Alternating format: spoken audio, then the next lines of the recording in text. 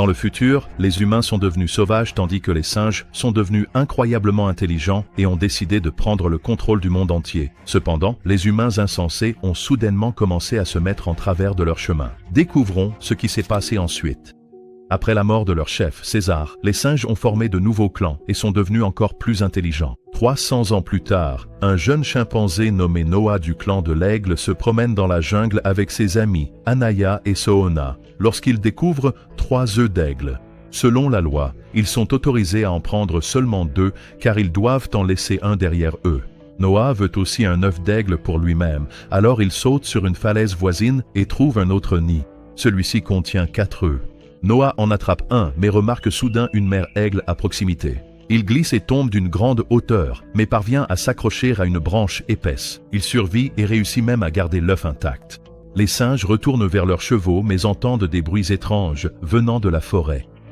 Ils vont enquêter, mais prennent vite peur, attrapent un morceau d'une sorte de couverture et rentrent rapidement chez eux. Des centaines de singes vivent dans le clan de l'Aigle, y compris de nombreux jeunes. Noah leur montre son œuf. Il prévoit d'élever son propre aigle à partir de cet œuf.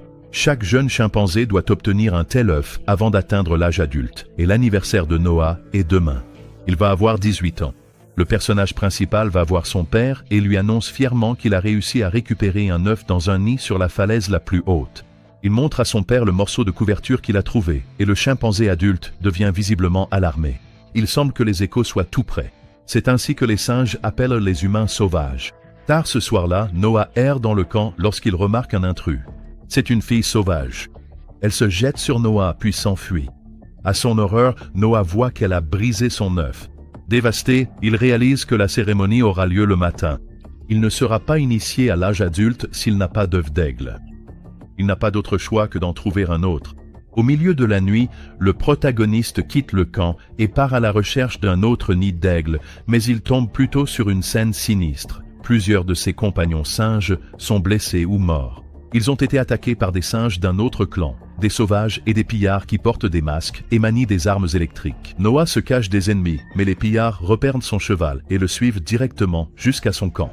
Noah se précipite chez lui, mais, à son retour, il découvre que tout son village est en flammes. Les singes étrangers massacrent impitoyablement son clan. De nombreux chimpanzés sont faits prisonniers. Les pillards cherchent aussi un humain et crient qu'ils font tout cela au nom de César. Le chef des pillards, un puissant singe nommé Silva, trouve Noah et l'attaque. Noah est sauvé à la dernière seconde par son père. Les deux combattent Silva ensemble, mais l'ennemi est bien trop fort. Il tue le père de Noah, répétant qu'il le fait pour César. Lorsque Noah reprend connaissance, il trouve le village complètement détruit, réduit en cendres. Tout son clan a été capturé. Il découvre le corps de son père, l'enterre et part à la recherche des survivants. Ce soir-là, Noah allume un feu pour se réchauffer. Au matin, il se réveille et trouve l'aigle fidèle de son père, nommé Sun, perché à ses côtés. Le protagoniste poursuit son voyage et part bientôt chasser dans l'espoir de trouver de la nourriture. Mais à la place, Noah tombe dans un piège. Il tombe dans une fosse profonde, manquant de peu un feu ardent au fond. Là, Noah rencontre un orang-outan nommé Raka. Au début, Raka le prend pour un pillard, mais se rend vite compte que Noah ne lui veut aucun mal. L'étranger avoue que son village a également été détruit par les singes masqués. Raka montre ses livres à Noah et lui parle du légendaire César, un héros du passé qui a appris aux singes à être sages et justes. Le chimpanzé et l'orang-outan partent à la recherche du cheval de Noah et aperçoivent à nouveau la même fille sauvage. Ils décident de poursuivre leur voyage ensemble. Heureusement, Raka a aussi un cheval. Étrangement, la fille sauvage continue de les suivre et l'aigle Sun vole toujours à proximité. Les voyageurs s'arrêtent pour la nuit et allument un feu. Cachée derrière un arbre, la fille sauvage les observe. Raka lui lance doucement de la nourriture et une petite couverture, puis lui donne un nom, Nova. Cette nuit-là, Noah n'arrive pas à dormir. Il explore les environs et découvre un immense télescope ancien. Fasciné, il regarde à travers la lentille.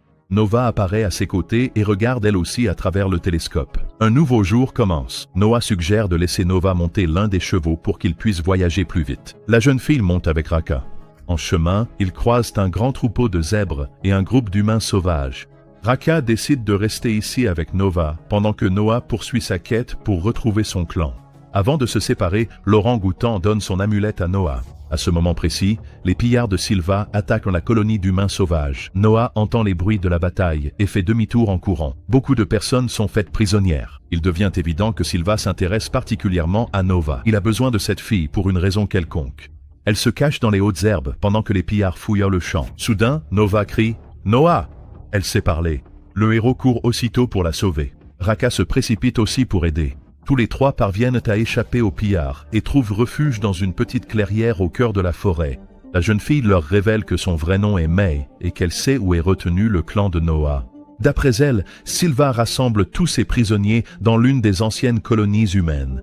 Cette nuit-là, Noah apprend à utiliser l'arme électrique qu'il a prise aux pillards pendant la bataille.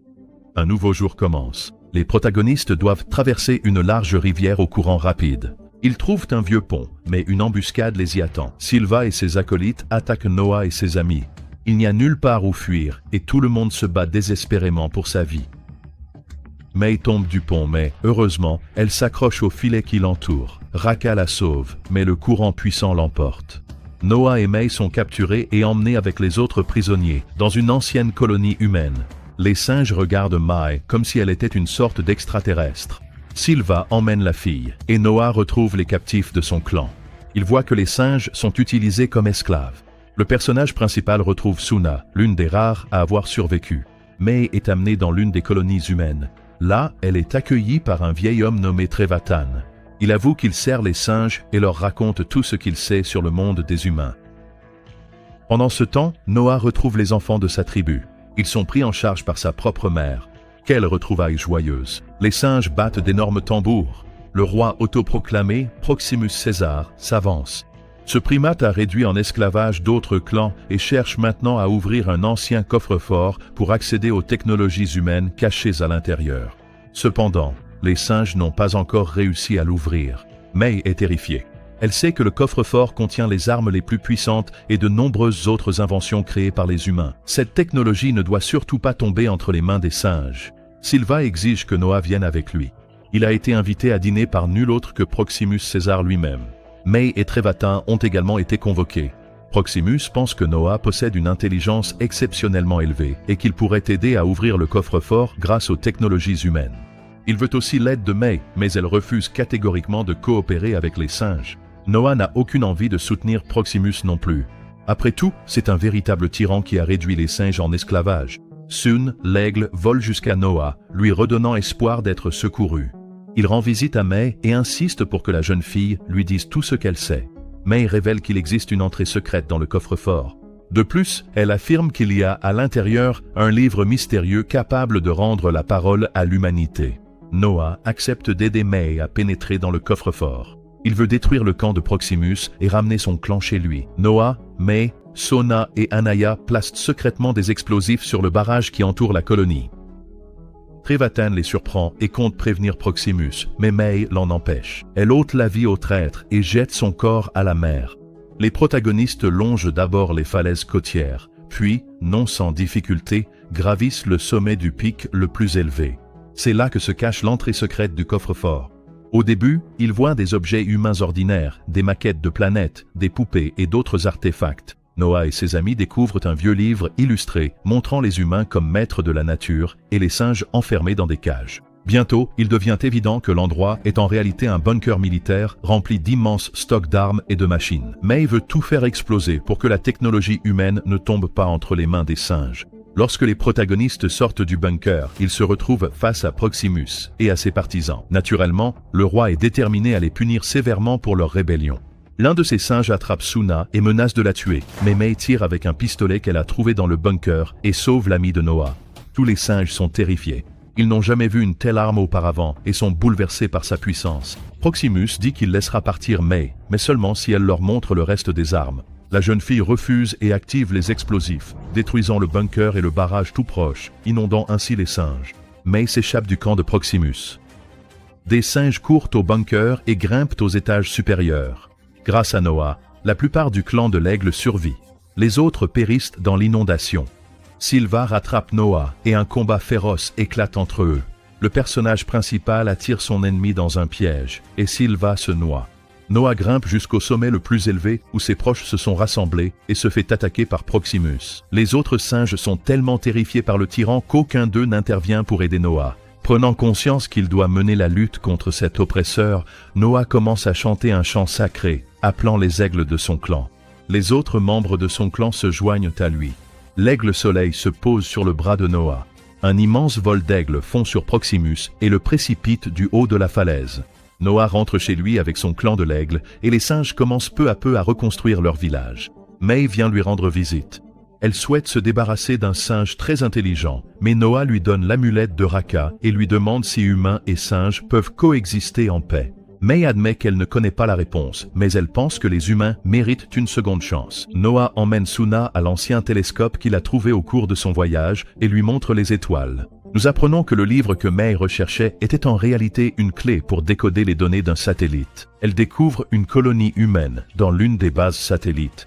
En utilisant la clé de déchiffrement, ils parviennent à réactiver tous les satellites et à rétablir la communication avec les humains du monde entier. Désormais, l'humanité a une chance de s'unir à nouveau pour augmenter ses chances de survie ou de reprendre sa place en tant qu'espèce dominante sur Terre.